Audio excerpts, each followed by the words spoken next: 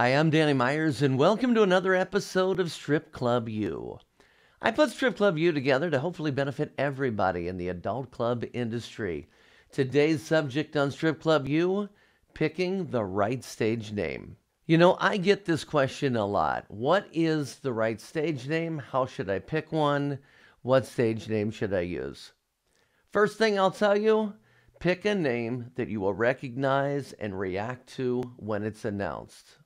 There are two things that you will not be able to control. One, not all DJs have a clear and understandable voice. And two, not all clubs have a clear and balanced sound system. And what I mean by a balanced sound system, a lot of clubs you have speakers right by the stage. So if you're sitting by the stage, you'll hear everything loud and clear.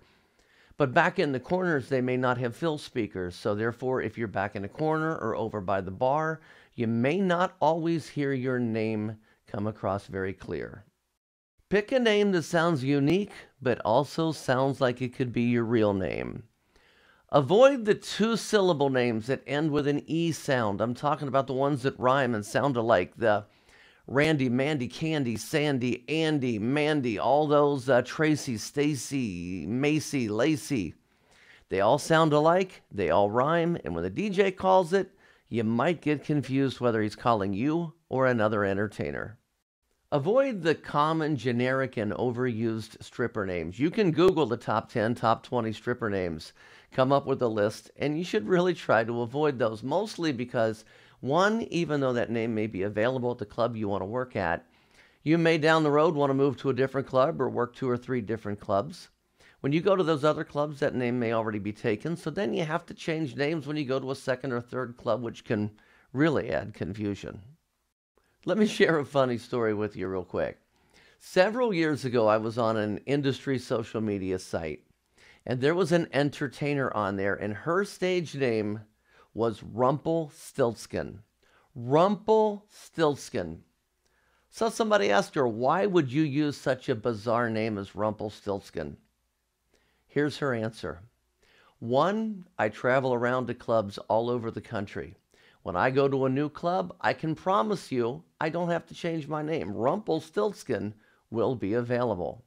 And her second reason was, no matter how bad the DJ is, no matter how drunk she got, she could always hear her name being announced, Rumpelstiltskin. It's her turn to go to stage. Now, I seriously do not recommend the name Rumpelstiltskin, but her concept and her reasoning behind her decision actually makes sense. So keep those two things in mind that I talked about earlier. Not all DJs have a clear and understandable voice. Not all clubs have a clear and balanced sound system.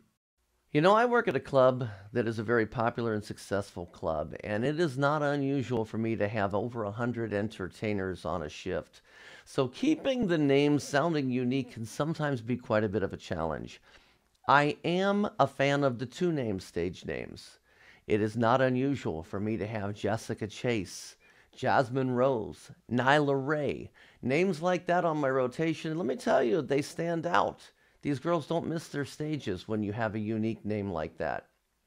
But if you're looking for a more simple stage name, you want a name that isn't going to get confused with or rhyme with other stage names, some of the decent ones that come to mind off the top of my head would be Madison, Sophia, Tiffany, Brooklyn, Allison, Bree, Jacqueline, Jessica. Those are simple names that don't rhyme or sound a lot like other names that you'll be using. Just don't use Rumpelstiltskin.